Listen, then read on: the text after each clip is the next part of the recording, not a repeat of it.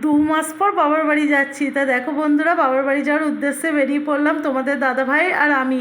তা এখন বাজছে প্রায় সকাল 7টা 7:30 মতো। তা দেখো, আর যেতে যেতে একটা জিনিস চোখে পড়লো, সঙ্গে সঙ্গে ক্যামেরা বন্দি করে দিলাম। তো এই গাছটার নাম আমার জানা নেই, তোমরা কেউ জানা থাকলে আমাকে বলো।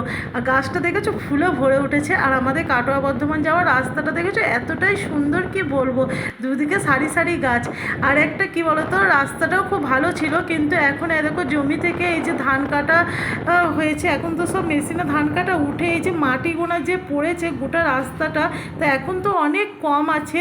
তো এর আগে তো খুবই মানে গাড়ি চালানোর রিস্ক ছিল।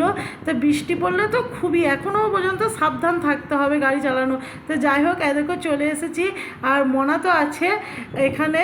তো মনা 2 দিন আগেই এসেছে, 2 মেয়ে। তা দেখো মনা মজা দেখো, ওই দেখো দাঁড়িয়ে আছে আমাদের বাড়ির সামনে। তা দেখো আমরা যাচ্ছি, দেখো ছুটে আসছে। দাঁড়া বাবু, পড়ে যাবি, আমি গাড়িটা থামাই। আমি নামি মা, নামি তারপর তো তোমাকে কোলে নেবো। দাঁড়া, একদিন আমাকে দেখেনি তার জন্য দেখো কীরকম অবস্থা। আমাকে ছেড়ে কোনো সময় থাকে না, কিন্তু এবারই যাই হোক একটা দিন ছিল। তো যাই হোক বন্ধুরা, দেখো আজকের ভিডিওটা এই পর্যন্তই রাখলাম। তোমাদের সবাইকে জানাই শুভ দুপুর।